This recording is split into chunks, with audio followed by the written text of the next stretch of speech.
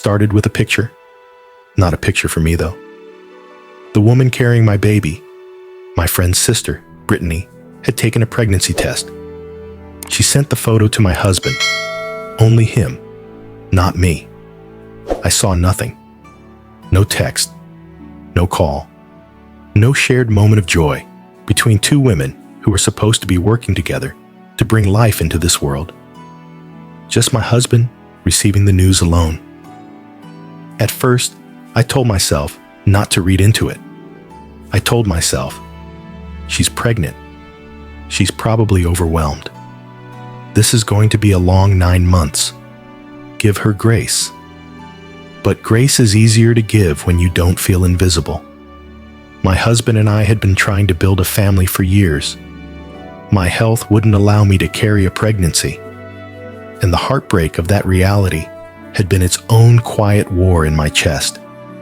We'd finally chosen surrogacy, and when my friend suggested her sister, Brittany, I didn't hesitate. I knew the family.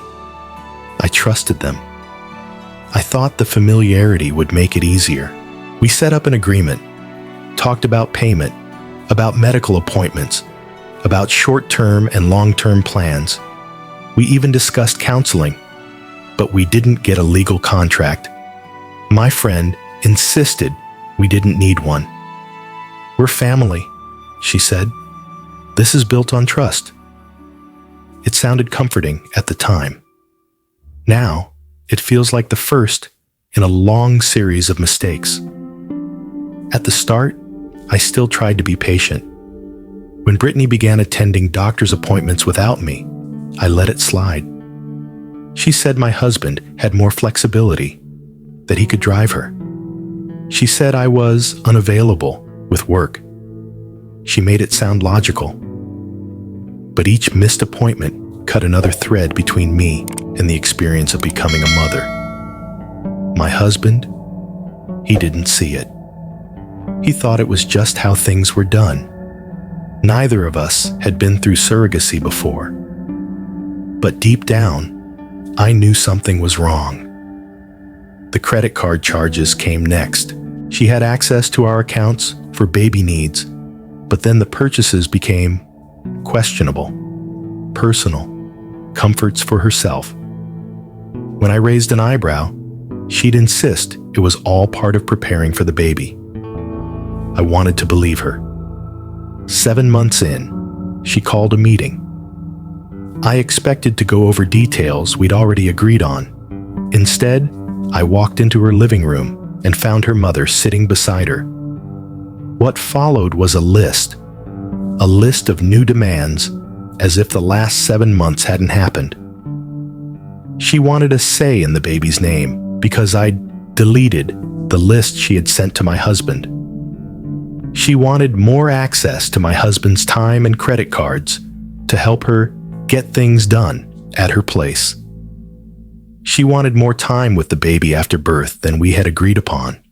And the final blow, she wanted only my husband in the delivery room.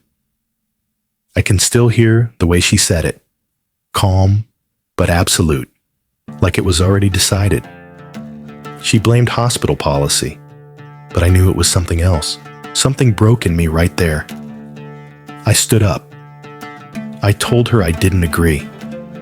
I told her she had to stop acting like she was my husband's wife and that this was their baby.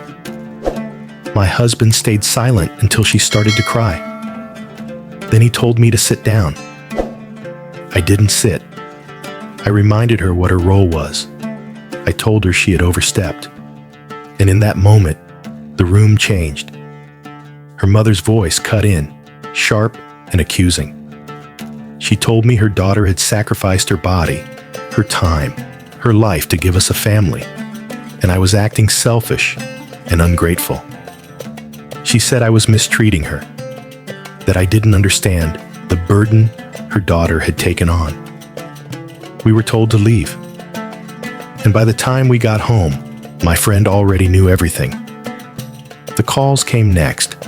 The messages, the pressure for me to apologize, what none of them mentioned, what they all seemed to forget, was that Brittany had lost her own child years before. A 4-year-old son, gone to a tragic accident. She'd had him young, raised him on her own. She'd been through a pain I can't even imagine. And now, she was carrying a baby that wasn't hers.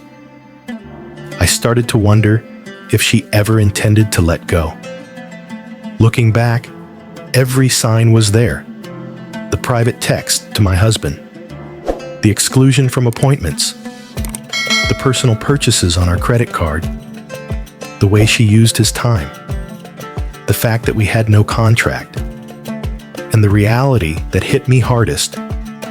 If she decided to keep the baby, there might be nothing I could do.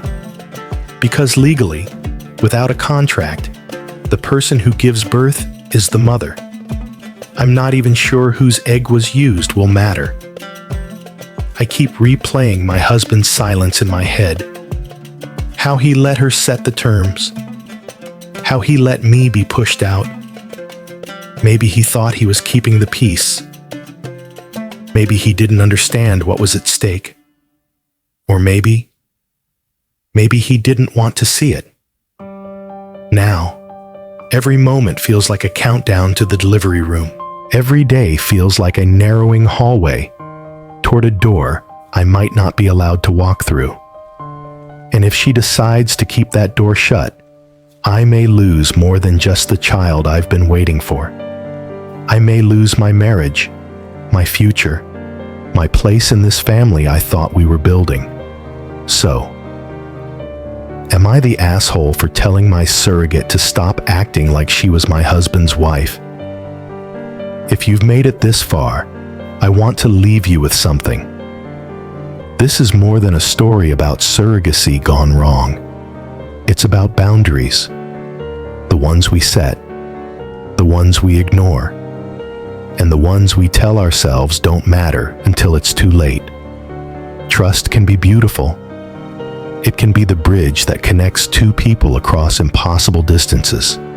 But trust without protection, without clarity, without the courage to draw the line, can become a trap.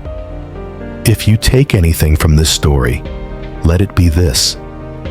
When the stakes are highest, love and trust must walk hand in hand with wisdom, even with family, especially with family. So now, I want to hear from you. Was I wrong to stand my ground? Or was this the moment I had to finally claim my place as the mother of my own child?